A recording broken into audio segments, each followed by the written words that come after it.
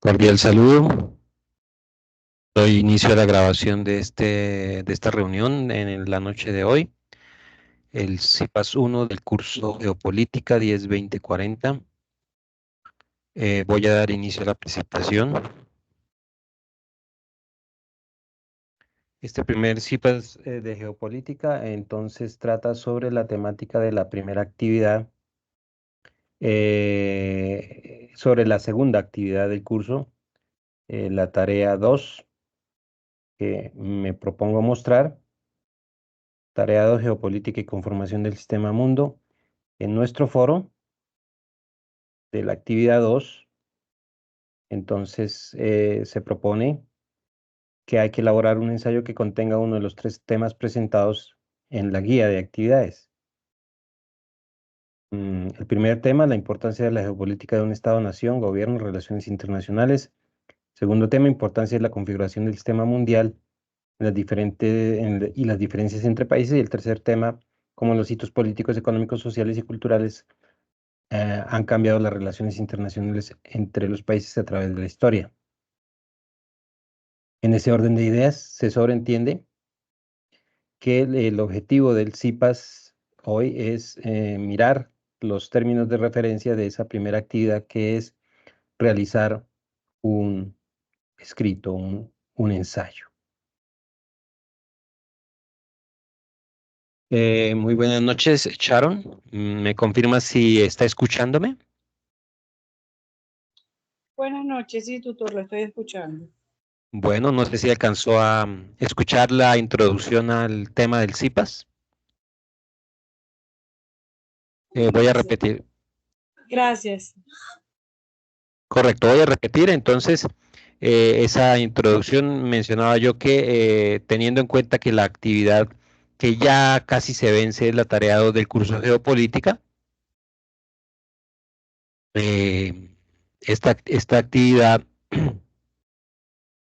vence el 1 de abril del 2024, es en realidad construir un ensayo sobre tres preguntas propuestas allí en la guía de actividades. Y sobre eso precisamente, y buenas noches a Merlin. Merlin, me confirma entonces si me confirman, Merlin y Sharon me confirman si ven la presentación. Sí, profe. Perfecto. Este CIPAS de hoy entonces va a ser sobre esta temática de la primera, cómo construir un ensayo, cómo construir ensayos, porque esos son los términos de referencia principales de esta tarea que vence el primero. Solamente voy a durar una hora, en más o menos una hora, hora y 5 minuticos, para exponer los temas referentes a los términos de referencia de desarrollo de esta actividad. Para quienes vayan ingresando a este CIPAS, en particular a Jamerlin, que acaba de ingresar, y a Sharon, que acaba de ingresar también, a este CIPAS les quiero recordar que la asistencia al mismo da puntos adicionales en la calificación de esta tarea que va a ser calificada ya casi. Entonces, por ejemplo, se puede pensar entre 5 y 10 puntos máximos. Por ejemplo, si Sharon o Yamerlin no alcanzan a sacar del puntaje total, que son 175 puntos, sacan, por ejemplo, 130 puntos por alguna razón que se llegara a dar. Entonces, los 10 puntos adicionales les sirven mucho. Entonces, tener en cuenta que esta motivación o esta bonificación por asistir al CIPAS es importante. Me estén recordando, por favor, en el correo interno del curso, profe, yo asistí al CIPAS del día viernes pasado, por favor, para que me asignen los puntos y los bonos, la bonificación en puntaje adicional por la asistencia. Entonces, de eso se trata también, de hacer, digamos, de promover, digamos, la asistencia participativa a este tipo de reuniones. Entonces, este primer CIPAS, como lo decía, trata sobre estos elementos que tienen que ver con los términos de referencia, las indicaciones de cómo construir un ensayo aquí en un curso como Geopolítica 10-20-40 del programa de Administración de Empresas de la UNAD. ¿Por qué cómo construir un ensayo? Porque realmente muchas veces no se entiende, no se tiene claro y no se saben específicamente los términos de referencia y, digamos, algunas indicaciones muy puntuales de cómo construir escritos cortos en la UNAD de tipo académico. Hay que aclarar qué son eso, escritos cortos de tipo académico, porque pues un escrito más extenso, una publicación más extensa o una construcción de un escrito o más extensos ya tiene que ver con escenarios investigativos más complejos, como por ejemplo la realización de los trabajos de grado, las tesis de grado, o los escenarios de desarrollo académico que se realizan en los semilleros de investigación y en los grupos de investigación. Cuando los estudiantes integrantes de semilleros de investigación pues se ven involucrados en estos procesos, pero también cuando el estudiante inicia su trabajo de grado ya al final del programa de administración de empresas, cuando tiene que enfrentarse a escoger las opciones de grado. En ese orden de ideas, todos son procesos académicos y los procesos académicos en cualquier universidad, y la UNAD no es la excepción, son procesos de orden o que desarrollan competencias también investigativas, aunque en primera instancia. Construir escritos cortos, medianos o más extensos en la UNAD en materias o en cursos como Geopolítica 10, 20, 40, tiene que ver con actividades académicas investigativas porque desarrolla esas competencias. Entonces, como son actividades investigativas, todo tiene que ver con el quehacer universitario. Aquí en la UNAD y en cualquier universidad y en cualquier programa de estudios de cualquier universidad en Colombia y del mundo, las actividades académicas tipo investigativas, construir ensayos, construir escritos cortos, construir tesis de grado, propuestas de grado, son actividades investigativas y tienen que ver con el método científico. Entonces, hoy en primera instancia voy a abordar el tema con las aproximaciones básicas a lo que es el método de las ciencias. ¿Por qué? Porque el método de las ciencias y cómo está estructurado esta metodología, cómo es, en qué consiste el método científico, en qué consiste la actividad académica, nos aproxima también al por qué debemos saber cómo construir y en qué términos construir escritos como productos de esos procesos académicos. Los escritos cortos, los escritos de revisión bibliográfica como el que tienen que entregar ahorita el 1 de abril, es una actividad académica de aproximación a lo que es los productos científicos en primera instancia, y ustedes ya están y deben estar desarrollando este tipo de competencias de tipo académico investigativo. Entonces, ese escrito que se les pide para esa actividad se aproxima en alguna medida en el sentido de a qué tipo de corolario de las ciencias hace parte, por ejemplo, revisar bibliografía de geopolítica y de la temática de la geopolítica y la globalización internacional y del Estado-Nación y todo lo que ustedes ya han venido alimentando en los foros, porque yo ya he entrado a revisar los foros, ya hemos retroalimentado, ustedes ya me han escrito, me han dicho, profe, avanzo con este escrito, hago este avance. Ya la mayoría de los estudiantes han ingresado a los foros, les ha ido bien, veo que han avanzado, veo que han construido ya el producto, ya casi lo tienen construido, de hecho, y esa retroalimentación ha sido constante. Entonces, esto es una actividad académica y por tanto es una actividad científica. En ese orden de ideas, ya ingresando al tema como tal, hay que decir que el método de las ciencias o la actividad científica es académica, pero también es la construcción del método científico. Retrotrayéndonos al famoso epistemólogo Mario Bunge, el argentino Mario Bunge, que en su momento de gloria, con su gran libro y aporte, que fue muy conocido en décadas atrás, La ciencia, su método y su filosofía, gran publicación, que se utilizó mucho en las universidades hace unas décadas y que se utilizó también incluso en los escenarios de los colegios de bachillerato, en los cursos de filosofía. Mario Bunge nos indicaba cómo estaban constituidas las ciencias y el quehacer científico. Y entonces se habla siempre de que hay tres escenarios de las ciencias o tres, digamos, divisiones básicas de las ciencias: ciencias formales, ciencias experimentales y ciencias sociales. Las ciencias formales, dice Mario Bunge, por ejemplo, son aquellas ciencias que se basan en la construcción, en la estructuración y en la presentación de símbolos, de simbología mental, intelectual, subjetiva, abstracta, para presentar elementos importantes de la comprensión de la mente, como por ejemplo las ciencias matemáticas básicas, la lógica, el álgebra, la geometría de volumen, la geometría plana, esas tablas de verdad de la lógica matemática, falso, verdadero, esa construcción de axiomas en la teoría de conjuntos, esa construcción de proposiciones en la teoría de falso, verdadero, en la teoría de vectores, en el álgebra lineal, etcétera, etcétera. Bueno, todos estos elementos de la construcción de números, de la construcción de división de tipos de números, números complejos, números racionales, números primos, todo lo que es la aritmética básica, la filosofía misma también es una ciencia formal, la lingüística porque está avanzada en simbología. Allí hay que construir axiomas y en todas las ciencias, tanto en las formales como en las otras dos divisiones, experimentales y sociales, también hay que poner a prueba todo lo que se dice.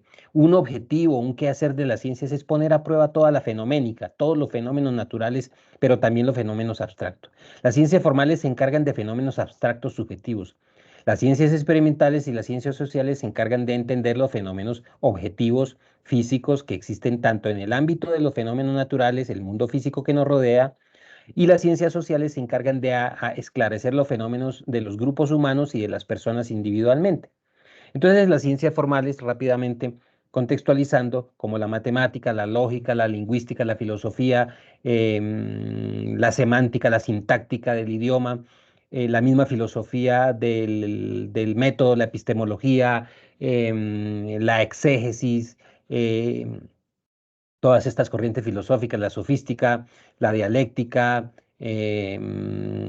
todas estas corrientes de filosofía, etcétera, y todos estos escenarios ponen a prueba para tratar de comprobar, para tratar de, sí, de poner a prueba, de demostrar sus proposiciones, sus axiomas, sus sí, por decirlo de alguna forma, sus teoremas. Esos axiomas son afirmaciones que tienen el contenido de la lógica. La lógica es la ausencia de no, la lógica es la ausencia de contradicción o la lógica es la no contradicción.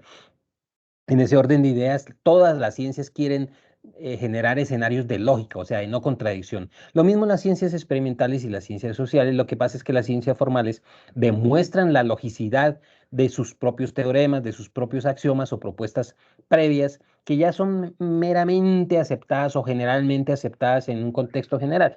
Entonces, cuando se dice que si Juan es gordo, pero Juan es de mayor peso que Carlos, entonces por lógica y por no contradicción diremos que Carlos es de menor peso y es más delgado que Juan. Entonces, ahí hay una demostración, recuerdan las tablas de verdad, etcétera, etcétera. Bueno, esto es lógica axiomática.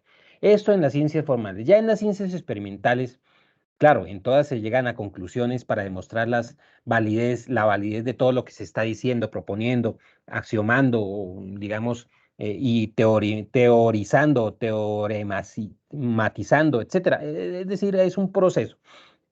Ya en las ciencias experimentales, como por ejemplo la física cuántica, la química, la biología, la medicina, la virología, se ponen a prueba las premisas que se tienen que convertir en hipótesis y que a la vez se vuelven a poner a prueba para convertir y obtener leyes de validez científica. Entonces, la ley de la gravedad es una ley científica que se comprobó y que se ha venido comprobando y reprobando y recomprobando y recontra comprobando por todos estos escenarios que permiten comprobarlo, como a través de la experimentación, en procesos inductivos de experimentación, sobre todo para llegar, claro, a hipótesis y a interpretaciones que son un poco deductivas. Aquí hay que hablar de la inducción y la deducción.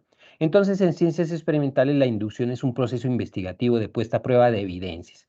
Usted, como científico experimental, consigue las evidencias, entonces, para comprobar de que el incremento de la temperatura altera los estados de la materia en los cuerpos, por ejemplo, de agua en el mundo físico. Entonces no es sino poner en un laboratorio a prueba ese hecho y pone un bloque de hielo, sube la temperatura ambiente y el bloque de hielo se derrite y se convierte, pasa de un estado sólido a un estado líquido el componente químico agua. Y entonces sube más la temperatura y el componente químico agua se evapora y pasa a un estado gaseoso y entonces el agua en estado gaseoso es un componente químico en otra presentación. Y ahí está experimentando y está poniendo a prueba una hipótesis que le dice que la temperatura, por ejemplo, influye en los estados de la materia, en condiciones específicas de experimentación, etcétera, etcétera, etcétera. Y entonces se obtienen leyes de validez universal como las leyes de la física cuántica, de la termodinámica, de la óptica, de la propagación de la luz, de la propagación de los fotones, del comportamiento de los componentes atómicos, electrones, neutrones, partículas subatómicas, etcétera. Y se obtienen esos resultados de validez universal, como la ley de la gravedad. En todo el universo hay ley de la gravedad y los cuerpos grandes tienden a deformar el espacio-tiempo y a generar escenarios de gravedad, como lo diría Albert Einstein. Y entonces todos estos escenarios de las ciencias, como las ciencias modernas, la astronomía, por ejemplo, que logra a través de instrumentos de medición comprobar que la conformación de las estrellas a 1000 años luz de distancia o a 5 años luz de distancia de la Tierra tienen tal o cual composición química, porque el espectro de luz que se puede analizar aquí con instrumentos de óptica así lo permite. Y entonces todas las ciencias experimentales logran interpretar los resultados a través de instrumentos de medición, sobre todo experimentales y en laboratorios. Las ciencias sociales también miden y evalúan. Sobre todo las ciencias sociales, más que medir, evalúan. Pero las ciencias sociales, a diferencia de las experimentales, no tienen laboratorios. Entonces aquí las ciencias sociales se refieren a las ciencias humanas y las ciencias individuales. Entre ellas las ciencias humanas que hacen referencia, por ejemplo, a los aspectos económicos del ser humano, el comercio. Y en esas ciencias están metidas las ciencias económico-administrativas, de las cuales la administración de empresas, la economía y la contaduría son nodo importante.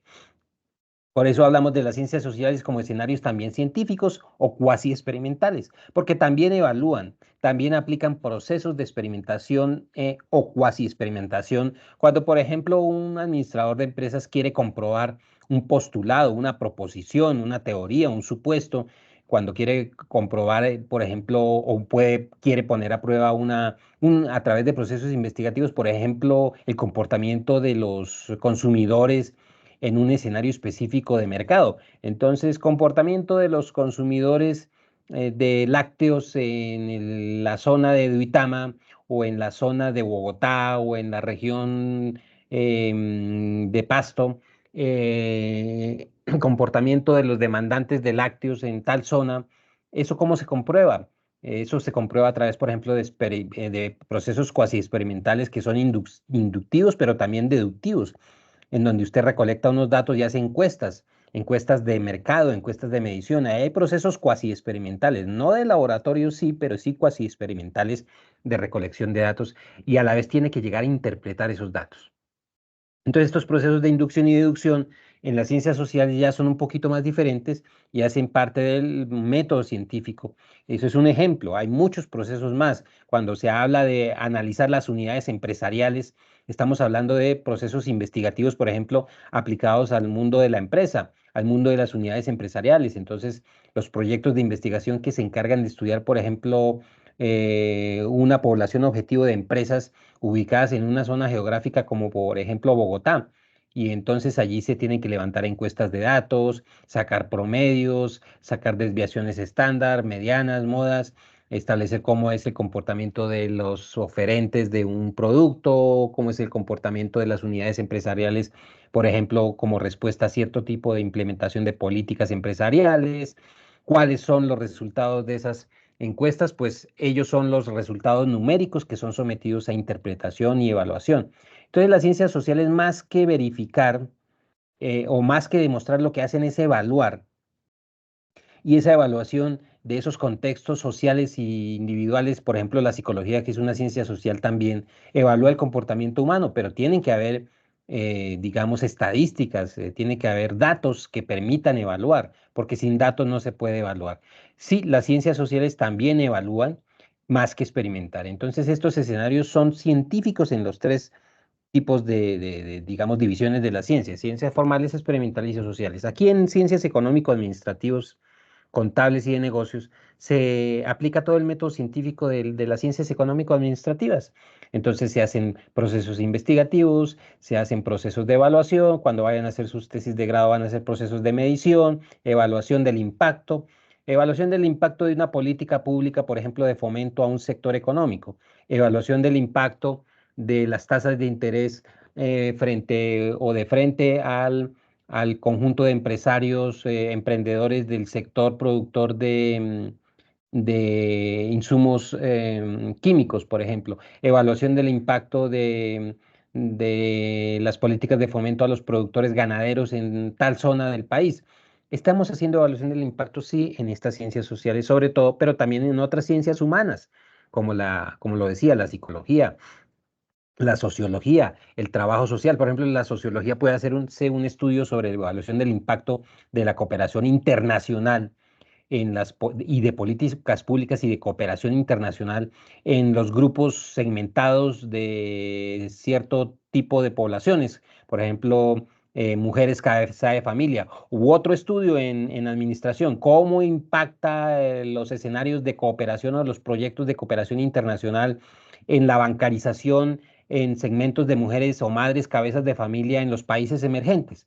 Allí estamos evaluando el impacto, allí estamos midiendo a través de cifras y datos cómo impactan ciertas acciones bajo criterio causa-efecto, cientifismo, causa-efecto, las políticas públicas, por ejemplo, la cooperación internacional, por ejemplo, las políticas de apoyo crediticio de los organismos multilaterales a ciertos grupos de población en ciertas regiones del país.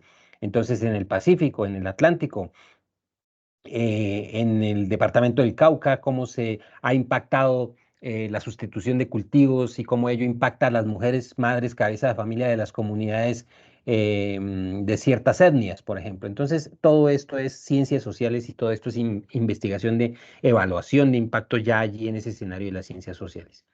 Y para llegar ya al tema más concreto de los artículos, de las publicaciones, de los escritos, ¿por qué? ¿Cuál es el, como dicen, el quid del asunto aquí con los artículos?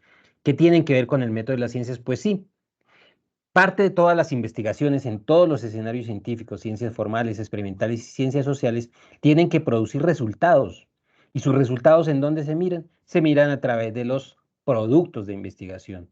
Y los productos de investigación o son informes de investigación o son evidencias directas de investigación o son protocolos de investigación, por ejemplo, como en investigaciones por ejemplo, en resistencia de materiales en el área de ingeniería o construcción de estructuras en el área de ingeniería civil. Entonces hay informes, hay protocolos de investigación en la virología y en las ciencias de la salud, como todas las ciencias de la salud, por ejemplo, la virología y la bacteriología, hay protocolos de investigación sobre virus, retrovirus, sobre pandemias, etcétera.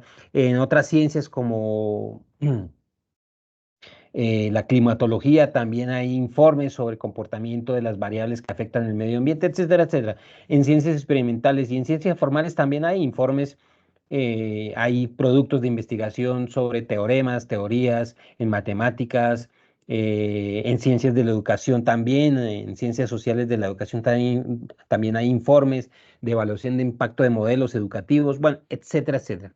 Entonces todos tienen que generar productos e informes. Parte de esos informes son los artículos de investigación, las publicaciones y los escritos y los ensayos.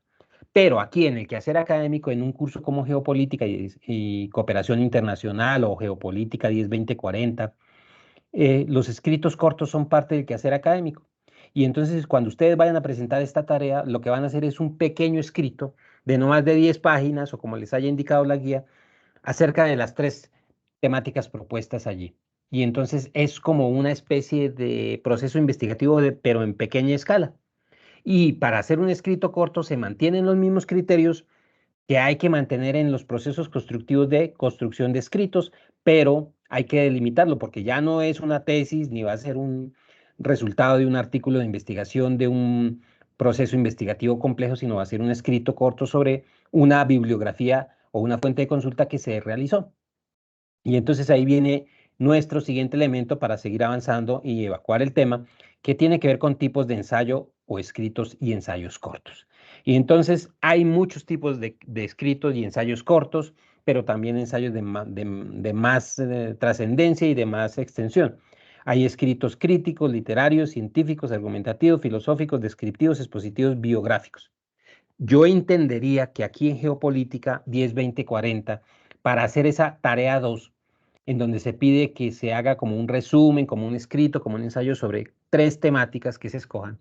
El escrito primero no va a ser literario porque ustedes no van a hacer ninguna descripción literaria, poética, ni siquiera en prosa de tipo literario, ni van a hacer ninguna obra de arte ni nada de eso. Entonces no es un escrito literario. Segundo, no es un escrito propiamente científico porque no es tan extenso. Es una aproximación, sí, científica y racional metodológica, pero no van a ir hasta allá, hasta el proceso de culminar una temática científica porque no la han iniciado. Y son solamente el transcurrir de un curso y de una tarea muy pequeña. Entonces no es propiamente científico, pero sí es un aporte metodológico a lo que es los procesos de revisión de fuentes de consulta. Entonces, crítico puede ser. Ustedes en ese escrito pueden comenzar a criticar y a plasmar ideas críticas de lo que perciben. Entonces, listo, puede ser un poco crítico, pero antes de criticar deben, ¿qué? Describir lo que escriben y lo que comprenden en la lectura, exponer eso que comprenden, describir los conceptos, entenderlos, interpretarlos y exponerlos. Entonces, el escrito va a ser descriptivo, expositivo, y van a argumentar qué es lo que han leído, cómo lo han entendido, para pasar, sí, después a tratar de criticar, plasmar su visión personal un poco, no tanto especulativa, y poder escribir algo al menos de entre 5 o 10 páginas, o entre 4 y 8 páginas, mínimo 3 páginas. Entonces ahí se van a dar cuenta que va a tener todos estos elementos de lo descriptivo, lo expositivo, lo argumentativo y lo crítico. Más científico no va a llegar a ser, mucho menos literario. Puede que plasmen su visión filosófica sobre el tema, entonces algo de filosófico tendrá, pero no va a ser biográfico porque no van a describir la vida y obra de algún autor, no se les pide eso. En ese orden de ideas tendremos la siguiente diapositiva que habla sobre las partes de un ensayo. ¿Qué quiero que me escriban ustedes para esta tarea y cómo quiero que me la estructuren? Y ya lo hemos venido retroalimentando en los foros. Entonces, voy a hacer una pequeña pausa aquí para que, como les digo, ya hemos venido retroalimentando en los foros, Sharon, Jamerlin, Julio César, que acabó de entrar, y Sandra Patricia también, que acabaron de ingresar, me digan cómo han percibido, digamos, el proceso de construcción de su escrito, si ya han avanzado, queda pues un tiempito, quedan unos días para el 1 de abril. Yo veo que han todos ingresado, casi todos a los foros, entonces ya han venido construyendo su escrito. Entonces, no sé, alguna duda, alguna apreciación sobre la tarea. Si tienen dudas de una vez, vamos incluso también formulándolas acá. No sé si Sharon, Jamerlin, Julio o Sandra tengan algo que decir para continuar y avanzando en el tema, para no, digamos, demorarnos más del tiempo que teníamos planeado. Profe, buenas noches, buenas noches. Buenas noches, Jamerlin. Bueno, yo como tal no tengo una duda, pero muchas gracias por la información brindada, porque en el grupo hemos iniciado la consolidación y han Sí, sido como a partes muy individuales y yo les dije, la idea es consolidarlo como que correcto. coherente una información, Sí, un párrafo con otro, y creo que hay como 14 páginas, si no estoy, que sí, revisé anoche, entonces voy a revisar correcto. si cumpla con la guía. No, Muchas no se extienden mucho, por favor. No, no, ya 14 páginas puede extenderse mucho. Yo diría que pueden ser más concretizar más de 10 páginas, no, malo, es suficiente, entre 5 y 8 páginas, 9 páginas, y eso les ayuda y les enseña también a aprender a ser muy recursivos y muy concretos y específicos en lo que quieran expresar para sacar digamos, a flote todas sus capacidades de concreción y de condensación de la información. Ese también es uno de los objetivos del ejercicio de construir escritos. Listo, entonces básicamente es eso, les recomiendo es eso y les voy a recomendar entonces, porque yo ya lo he dicho en los foros, que me hagan esta estructura, que la manejen así, que traten de manejarla así, a ver cómo sería. Entonces a eso voy ya en esta siguiente parte del CIPAS y ya paso a hacer un ejercicio, un ejemplo de cómo se podría construir un escrito a través de un recurso que se llama ficha de lectura. No la tenemos acá, no sé si en alguna de las otras actividades hay ficha de lectura, pero yo les voy a explicar cómo para que se guiaran o al menos para que aplicaran, pusieran en práctica algo muy rápido, muy didáctico. Ya al final. Entonces, siendo las 8:29, entonces quiero seguir divulgándoles que también quiero que tengan en cuenta esto, los elementos de un escrito corto o mediano. Sí, ya un escrito, lo que dice ustedes, ya un escrito de 14 páginas, pues no es tan corto, es casi una ponencia. Estamos, por ejemplo, ahorita los docentes metidos en presentar una ponencia para el evento Prospecta y allá nos piden, por ejemplo, no más de 20 páginas. Entonces ya no es un escrito corto. Entonces sí, se recomienda primero que no sea muy extenso, entre 5 y 8 páginas, 9 páginas, máximo 10. Siempre debe tener una introducción ¿qué dice la introducción? La introducción debe decir mire, este escrito trata sobre esto, en este escrito vamos a tratar sobre este tema y vamos a exponer este tema y lo vamos a como a argumentar de esta manera, con este método, de manera descriptiva, exponiendo las visiones de algunos autores o de un autor, principalmente de tal autor, y llegaremos a tales conclusiones. Muy corta, en unas 2, 3 parrafitos, más de eso no debe tener una introducción. Luego viene el desarrollo, como su nombre lo indica, ahí sí se desarrolla la temática. Y generalmente el desarrollo debe abarcar la mayor parte del contenido. Entonces, si son 10 páginas, el desarrollo que de contenido tenga, que no sean las 10 páginas, porque habrá una portada y una bibliografía, entonces que tenga 8 páginas. Entonces, el contenido tendrá 6 páginas, la introducción una página, contenido 6, máximo 6 páginas o 5 páginas, o 4 páginas incluso. Y ya las conclusiones deben tener por ahí 2 páginas máximo. Una página con 3 conclusiones o 4 conclusiones es suficiente.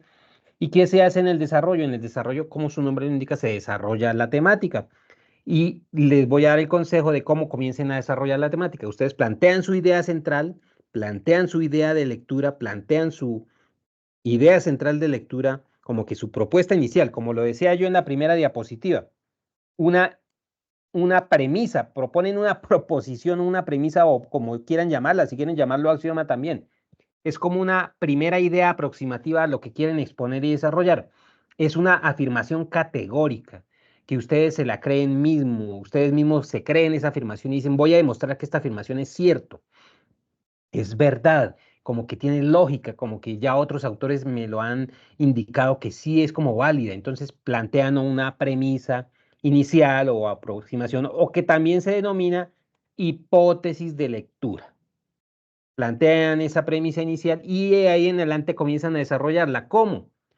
Comienzan a desarrollar con algo que es importante que se llaman las referencias. Entonces las referencias de lectura son como lo dijo tal autor o como lo dijo Ocampo 2022, las relaciones geopolíticas entre los estados-naciones son escenarios caóticos, dadas las constantes dinámicas y dialécticas de las que se dan entre las fuerzas productivas del modo de producción capitalista. Estoy diciendo un ejemplo loco. Ocampo 2020. Esa es una cita contextual, por ejemplo. Ustedes parafrasean a ese autor, lo citan contextualmente porque al final del escrito van a poner las fuentes de consulta.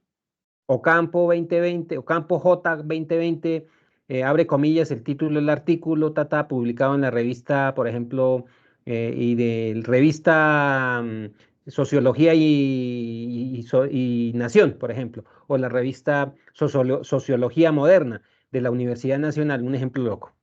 ¿Sí? Entonces, eso es lo que hacen. Por eso las referencias les ayudan a que el desarrollo, las referencias de fuentes, las citas paráfrasis o parafrasear o citar con paráfrasis, les ayuda a soportar más fuertemente lo que están diciendo en su desarrollo. También pueden utilizar citas, como lo veremos más adelante, citas textuales, pero casi ya no se utilizan, salvo que sean expresiones muy largas y que lo que usted dice del autor o quiere expresar del autor no lo puede expresar en sus palabras y tiene que citarlo textualmente. Generalmente ya casi no se usa. Se prefiere por economía del lenguaje citar contextualmente, que es la paráfrasis, o sea, parafrasear. O sea, usted coge lo que dice el autor y no lo dice tal y como lo dice el autor, sino con sus propias palabras, pero cita entre paréntesis Ocampo 2020 o, por ejemplo, Romero 2010, y abajo está en las fuentes bibliográficas cuál fue el artículo y en qué revista apareció, etcétera, etcétera. Y las conclusiones que me dicen, llegar a 3 conclusiones, llegar a 3 elementos concluyentes, como a 3 logros. Con este artículo hemos evidenciado que tal cosa, una, con este escrito tal cosa, con este autor nos ha demostrado que las relaciones geopolíticas son elementos en donde la globalización de la economía y del mercado mundial está presente, tal cosa, ¿Listo? Entonces, hay esos elementos. Ahora, lo siguiente. La titulación es importante, por eso yo les he dicho en los foros que traten de mirar esa parte. A ver, hay una estructura literal de la titulación. El título es el título. Ahí no va a cambiar como lo titulen ustedes. En la estructura literal, la introducción se debe llamar introducción, por eso se llama estructura literal. El desarrollo se debe llamar desarrollo, por eso se llama desarrollo, literalmente hablando. Y las conclusiones se pueden llamar conclusiones literalmente hablando. Pero si ustedes escogen una estructura alusiva o adjetiva en la estructura de su escrito, el título lo mantienen como pensaron mantenerlo. La introducción puede que no se llame introducción, se va a llamar, como su nombre lo indica, adjetiva y alusivamente. Por ejemplo, aspectos generales, por ejemplo. Luego el desarrollo no se va a llamar desarrollo, tácitamente no, expresamente no, puede llamarse tácitamente elementos. Un ejemplo aquí, elementos determinantes en las relaciones entre Estado-Nación, por ejemplo, para este artículo que estoy proponiendo aquí como ejemplo loco. Y las conclusiones sí pueden llamarse conclusiones, o decir a manera de conclusión, o decir, y finalmente algunas observaciones de aporte, no sé, como quieran. Lo que quiero decir es que ustedes es mejor que si ya quieren avanzar en su estilo de construcción de escrito, utilicen una estructura alusiva o adjetiva en la construcción de su escrito en su división en las tres partes, introducción, desarrollo y conclusiones. Ahora bien, ¿cuántos párrafos debe tener? Yo les he dicho y les he venido retroalimentando. Prefiero que utilicen el estilo constructivo de su escrito de tipo compuesto por párrafos, es decir, lo que se llama prosa, prosaico. Es decir, una prosa está compuesta, una hoja de prosa está compuesta por varios párrafos porque los párrafos nos permiten expresar ideas bien compuestas, bien fuertes, unas ideas bien alusivas, como con fuerza argumentativa, porque un párrafo tiene unas 2 o 3 oraciones que me pueden permitir expresar lo que yo quiero expresar con fuerza argumentativa, con claridad y con elementos semánticos y sintácticos y con términos conocidos y desconocidos, pues muy, muy convincentes. Por eso es que quiero que utilicen el estilo prosaico, prosa compuesta por eso, por párrafos en cada una de las partes. Hay algunos estudiantes que me han presentado y que allá han venido avanzando con su escrito, presentando conceptos separados y como con parrafitos muy, muy, muy cortos. Ese estilo también, pero es un estilo más de informe. Aquí pues no quiero que sea tan poco de informe, quisiera que ya avanzaran un poco más en su estilo de construcción literaria, digamos literaria en el sentido del estilo de conformación de un escrito, porque cuando lleguen a hacer su trabajo de grado, ya deben tener, digamos, una especie de habilidad para construir y escribir su tesis de grado que va a ser algo más investigativo y más complejo. Entonces pueden utilizar el mejor, vayan mirando esta estructura alusiva o objetiva para dividir el escrito o la titulación del escrito. No se queden en lo básico que sería introducción, desarrollo y conclusiones. Si lo quieren hacer así, háganlo. Pero pues quisiera que fueran como puliendo, ¿no? Es básicamente eso. Y ya los elementos de un escrito, la parte de citación es lo que les decía, una citación textual o contextual, sobre todo la contextual, que es la paráfrasis, les da mucha fuerza al argumento que ustedes ponen en un parrafito.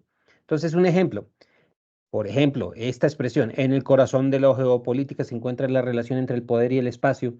Los estados, al buscar maximizar su seguridad y su influencia internacional, deben considerar cuidadosamente cómo su geografía impacta sus vulnerabilidades y capacidades estratégicas. Esto lo dijo Camp en un escrito por allá, en un artículo que apareció en 2012.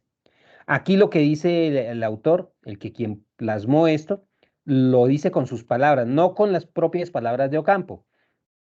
Pero para entonces no plagiar, el objetivo de la citación es que no se plagien los contenidos de otro autor, pone aquí Ocampo 2012. Y Ocampo 2012 me lleva, cuando terminen el escrito, en la parte final, en las fuentes de consulta, ponen con Norma Zapa la fuente de consulta. Ocampo, José Antonio, 2012, punto seguido. Desarrollos actuales de la geopolítica en el mundo. Artículo aparecido en la revista Economía y Sociedad de la Universidad de Antioquia, por decir algo, alguna cosa loca. Entonces, es para eso. Entonces, la citación es muy importante. A eso quería referirme. Y yo ahora sí, ya para finalizar, y voy a pasar a la última parte del CIPAS, es que les quiero mostrar un recurso que en la UNAD se ha utilizado mucho en muchos cursos de nuestra facultad y de nuestra Escuela de Ciencias Económicas, Administrativas, Contables y Negocios, pero también en otras escuelas, que es la ficha de lectura crítica. La ficha de lectura crítica es un recurso pedagógico didáctico que permite medir cómo el estudiante ha retenido y ya está entendiendo las lecturas de fuentes de consulta. Entonces, si está haciendo lectura de artículos, le permite mirar cómo está entendiendo esa lectura. Entonces, les pide siempre que de esa lectura que se hace, entonces hagan un inventario de términos desconocidos y un inventario de términos técnicos que aparecen en la lectura que no se entienden muy bien. Entonces, en geopolítica van a aparecer en sus lecturas que van escogiendo términos sobre, por ejemplo, economía, geopolítica, sociología, historia, y muchos de esos términos no los conocen. Pues se hace primero un acopio de esos términos, una lista de esos términos desconocidos, luego por diccionario se les da el significado, se esclarece el significado, los definen, y ya con esos términos se tiene como una cantidad importante de insumos para comenzar a formular una parte siguiente que les puede ayudar mucho. Les sugiero, planteen una pregunta hipotética o una pregunta problemática de lectura. No sé, les sugiero, antes de construir un escrito, uno siempre plantea una pregunta problemática o fenoménica. Y ya voy a hacer el ejemplo aquí rápidamente. Luego de plantear la pregunta problemática o central del texto, es como si usted planteara, ¿por qué? Porque al plantear la pregunta central del texto, usted se da cuenta qué tanto está entendiendo el texto. Entonces, al ver qué tanto está entendiendo el texto con esa pregunta, usted en ese interrogante dice, quiero saber cómo es este fenómeno, cómo se explica, qué significa este fenómeno, en qué consiste este fenómeno, cómo lo podría contestar. Pasa a la siguiente fase, que es desarrollar o plantear una hipótesis, como les decía al principio, personal o de lectura, o un postulado, o un axioma, o una premisa de lectura, a ver cómo yo voy entendiendo este fenómeno. Y ahí, a partir de ahí, a partir de la hipótesis, ya puedo desplegar procesos ya más del ámbito de la investigación. Para usted comprobar una hipótesis, tiene que desarrollar procesos investigativos. Y esta es una primera aproximación crítica a lo que son procesos investigativos cuando usted hace, por ejemplo, un recurso como este que se llama ficha de lectura crítica. Este recurso lo he aplicado yo en varios cursos en el programa de economía, en el programa de administración de empresas, creo que también se aplica el recurso de ficha de lectura crítica. No recuerdo si en nuestro curso aquí tenemos creo que la tercera actividad o la segunda, una ficha de lectura crítica, en la tercera o la cuarta, creo que si no estoy mal, creo que es en la tercera, no recuerdo. Ustedes mirarán ahí las actividades y miran. Pero si no la hay, igual, les aconsejaría que cojan, hagan este corolario de pasos, como esta hoja de ruta primero, cojan los términos desconocidos, luego planteen una pregunta problemática o fenoménica, luego planteen una afirmación categórica que va a llamarse hipótesis de lectura, y luego sí comiencen a tratar de aprobar o comprobar o poner en tela de juicio o desaprobar o poner en evidencia o no lo que están expresando a través de el desarrollo del trabajo. Y ya ese es un primer elemento investigativo que ya van practicando y poniendo en práctica. Entonces las hipótesis son para ello, para iniciar procesos investigativos, allá para que ustedes lo sepan.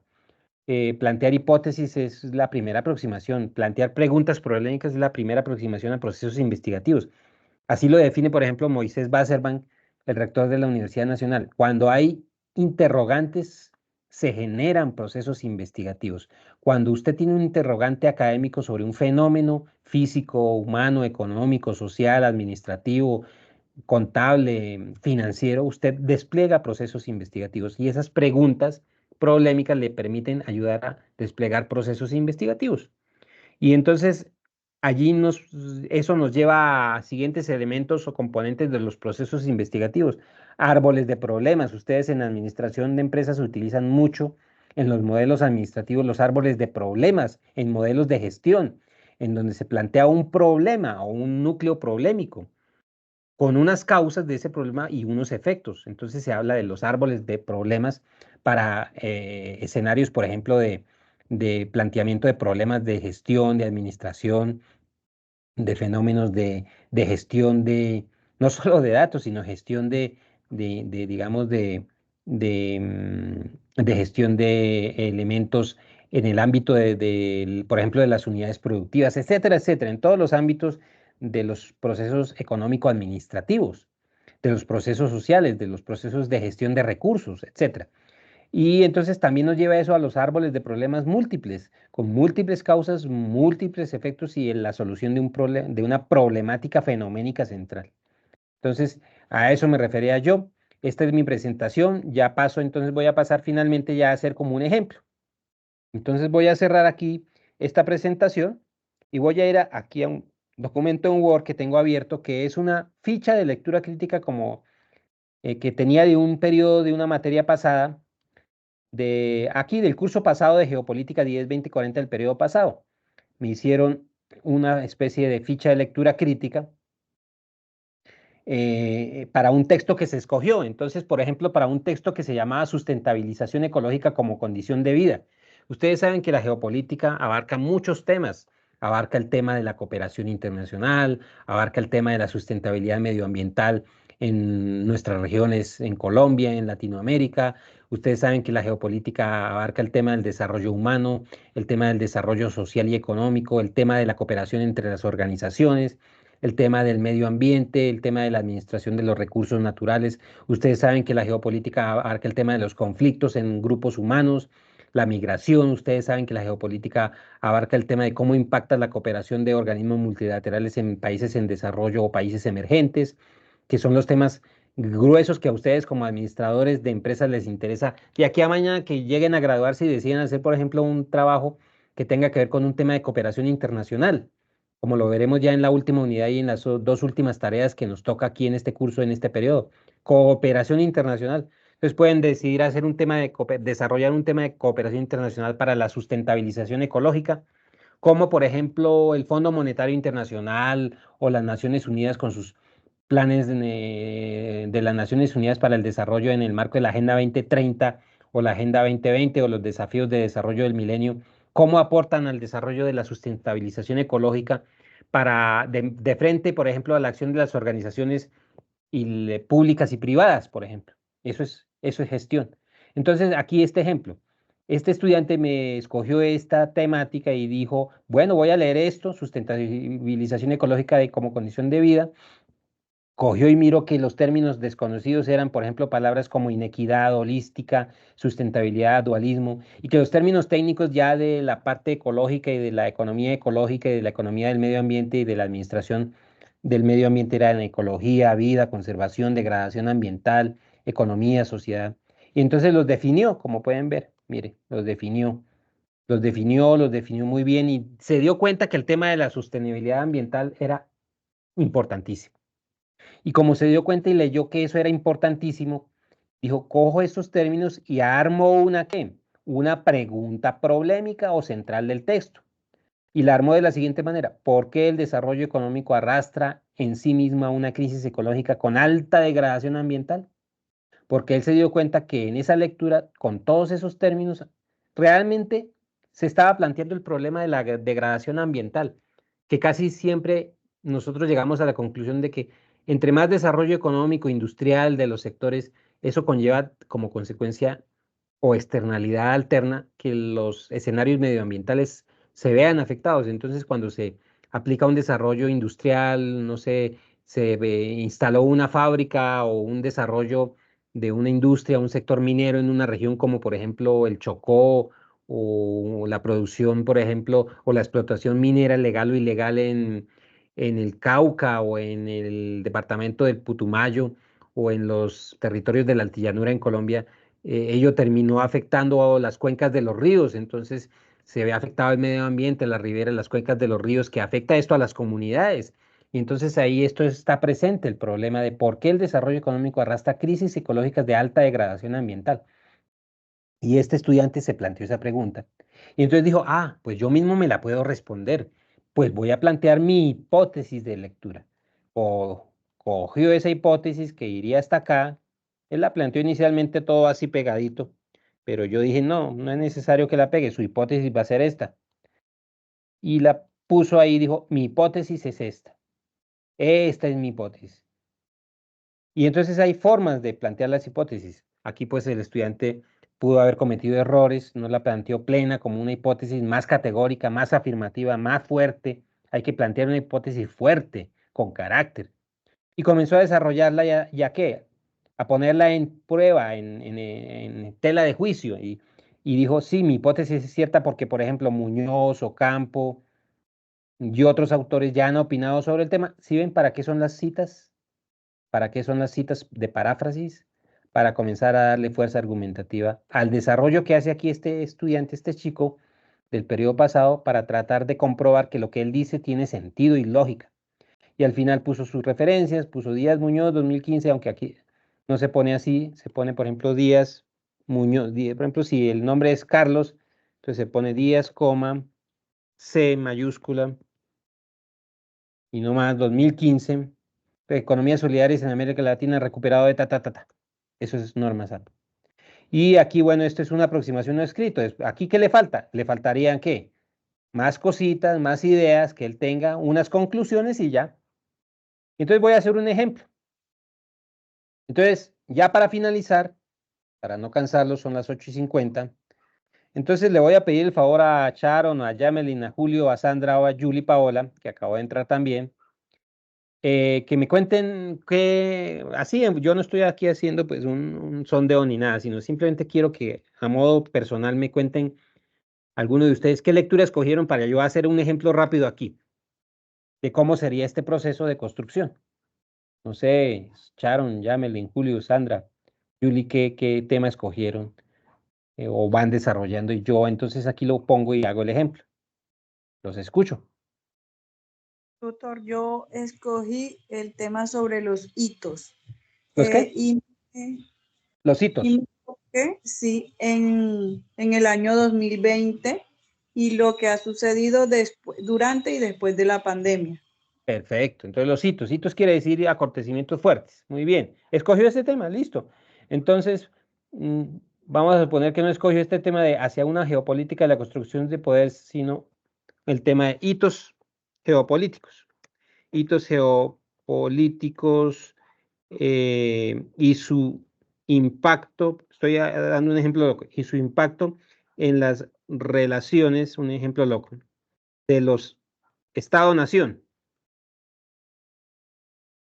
¿Qué es un Estado-nación? Ya lo vieron en la primera web conference, ya lo vimos ahí en las fuentes de consulta, que el Estado-nación es un país como Colombia, es un Estado-nación, porque tiene un territorio, una población, unas instituciones, una constitución política, unas leyes, un marco legal. Todos están de acuerdo en que tienen unos objetivos de convivencia en el Estado-nación y que tienen tres poderes, tres divisiones de poder como el poder ejecutivo, legislativo, el judicial y que ninguno de los poderes puede abusar del otro poder y que todo se logra por consenso. Eso es un Estado-nación moderno. Países como Colombia, Perú, Francia son Estados-nación modernos. También lo es Venezuela y Corea del Norte, pero resulta que allá se ha violado el escenario de cómo se desarrolla el poder político en esos Estados-nación. En Corea del Norte hay una dictadura, en Cuba hay una dictadura. Ese es otro tema. Pero entonces los hitos geopolíticos hacen referencia a eso, a la relación entre Estados-nación a través de los sucesos que se van dando. Entonces un suceso que se dio o que sea importante en los Estados-nación fue la pandemia, como lo dice nuestra estudiante, sí, la pandemia. Entonces yo me puse a leer ese artículo, supongo, y de pronto me di cuenta que había estos términos: poder político, Estado-nación, fuerzas productivas. Estoy dando un ejemplo loco. Poderes públicos, política pública, contradicciones del poder, lucha de clases. Y entonces dije, esos son los términos técnicos desconocidos. Muy bien. Entonces, con lo que leí, yo me atreví a escribir esto que está aquí. Una frase. Voy a escribir otra para hacer el ejemplo. Entonces, una frase loca que se me ocurre después de haber leído esa fuente de consultas podría ser, primero que se hace, una pregunta, ¿cómo influyen o cómo afectan los principales sucesos e hitos geopolíticos locales, locales y regionales en las relaciones entre Estados-nación? Esa es la pregunta que yo me hago. Entonces, muy bien, ya pude hacer la pregunta. Entonces, ¿cuáles son esos hitos y esos sucesos? Uno fue la pandemia, muy global, pero otro ha sido la crisis de Venezuela, de nuestros hermanos venezolanos, porque es una crisis social y humanitaria muy grave que no ha tenido real solución. Otra es la guerra de Corea, de este país allí en Rusia. ¿Cómo es que se llama? La guerra de Ucrania. Otra es el conflicto en el que están metidos los señores de Israel, el Estado de Israel con Palestina. Esos son hitos. ¿Y eso afecta a las relaciones entre estados? ¿Entre países? Claro.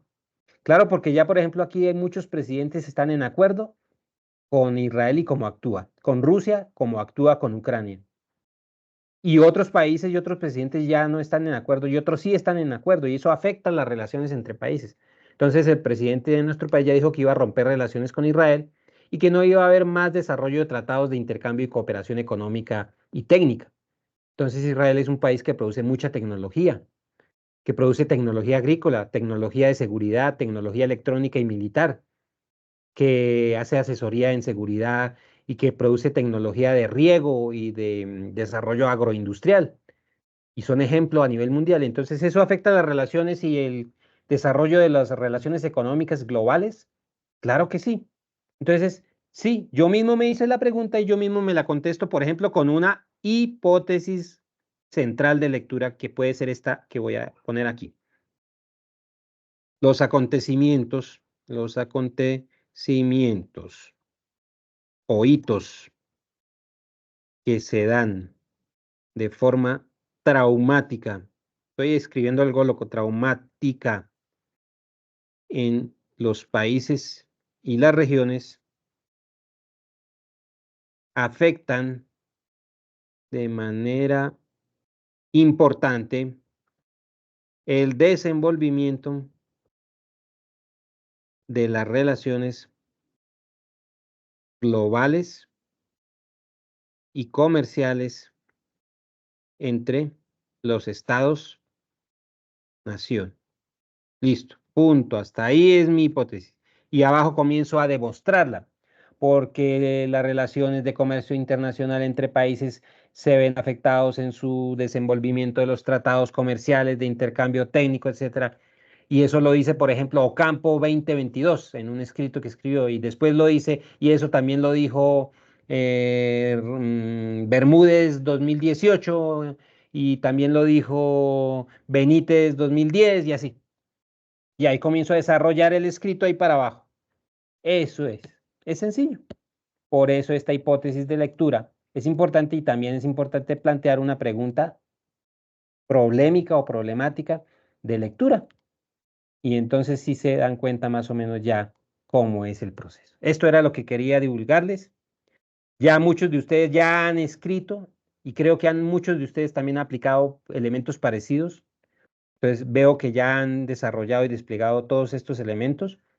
Yo quiero ya a las 8:57 pues ya terminar de decirles que esto es muy sencillo, el proceso de construcción de escritos cortos en estas áreas académicas y en estos cursos como geopolítica y otros cursos que tengan, por ejemplo, cursos como gobernanza solidaria, cursos como eh, organizaciones solidarias, el ámbito solidario presta mucho para estos temas sociales, de cooperación, ecológicos y otros temas en el ámbito de la gestión de las organizaciones. En el programa de economía yo tengo el curso de geopolítica y allá se llama geopolítica y desarrollo humano y es muy parecido.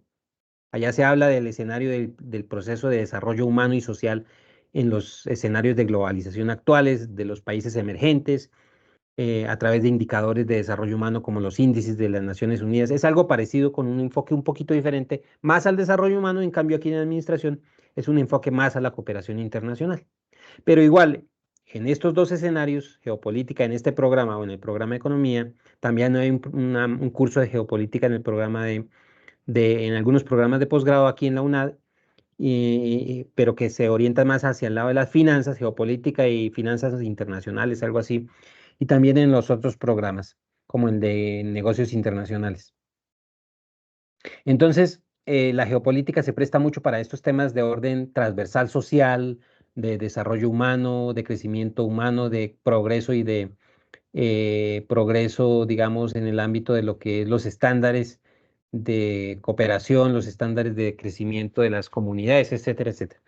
Entonces, los escritos cortos que se pueden allanar en estos cursos son muy sencillos, pero ya con temas que nos invitan a iniciar procesos investigativos. Eso era lo que les quería divulgar. Quiero que mantengan miren esos criterios para construir sus escritos en lo que queda de aquí al primero. Eh, eso es lo que les quería divulgar. Si tienen una última duda, comentario, pues les quiero invitar a que si tienen dificultades no dejen de escribir en el correo interno del curso, en los foros, a través de nuestro grupo de chat de Teams, que ya todos lo conocen.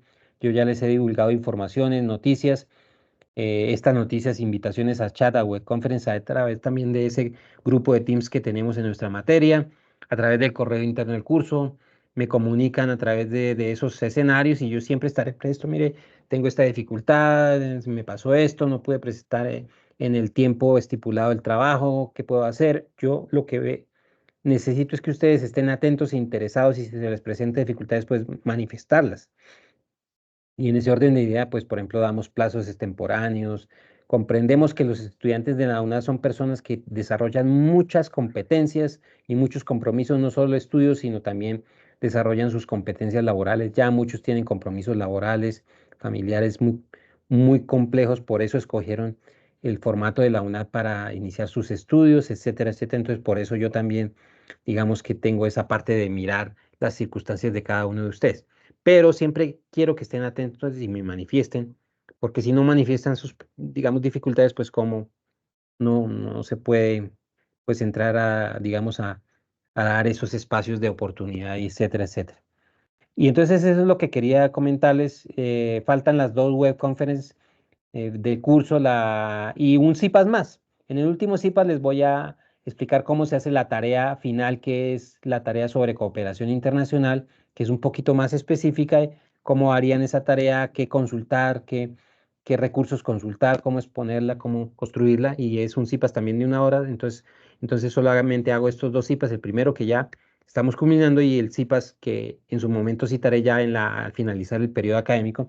Y quedan las otras dos web conferences en donde se hablarán los temas de la última unidad, son 2 unidades en el curso, de la segunda unidad y temas que tienen que ver pues con estos elementos de cooperación internacional, eh, que ya se irán imaginando a qué hace referencia y ya se han consultado las fuentes que están en el curso, pues ya más o menos están informados. Y la actividad siguiente creo que es así, es construir una ficha de lectura, no sé. Ustedes dirán y mirarán ahí, me confirman, porque no recuerdo en qué consiste la actividad tercera. O sea, la tercera actividad, o sea, la segunda actividad intermedia. Y la última actividad, la 4, sí es un tema de cooperación internacional. Entonces, básicamente era eso. Eh, Agradecerles por haber estado aquí, a Sharon, a Jamerlin, a Julio, a Sandra y a Julie. Me recuerdan ustedes a través de los canales, correo interno, etcétera. Profe, yo participé en el CIPAS. Para que me adjudique mis puntos adicionales en la calificación de esta actividad que viene y yo lo hago, me recuerda. Y cualquier duda, ya les digo, no duden en manifestarse. Entonces, pues voy a dejar de grabar la intervención. Les agradezco mucho la participación, les ha ido más o menos, les ha ido bien en el curso, han sido participativos. Espero que sigan así y pues les deseo una feliz Semana Santa, que descansen, aprovechen y también avancen en sus actividades. No sé si alguien quiera finalizar ya con algún comentario. Bueno, listo, entonces si no hay comentarios. Bueno, Julio. No, agradecerle por el espacio y por ser tan explícito. Nos va a ir muy bien con la ayuda de Dios. Muchas gracias. Bueno, Yamelin, muchas gracias. Julio también, muchas gracias. Sandra y Sharon y Yuli Paola, muchas gracias. Profe, Entonces, igualmente gracias a ustedes. agradecerle por su espacio y por sus excelentes explicaciones. Bueno, muchas gracias. Listo, gracias Sandra y gracias Julie. Y bueno, y Sharon, muchas gracias. Entonces voy a dejar de grabar. Procedo a dejar de grabar, detener la grabación.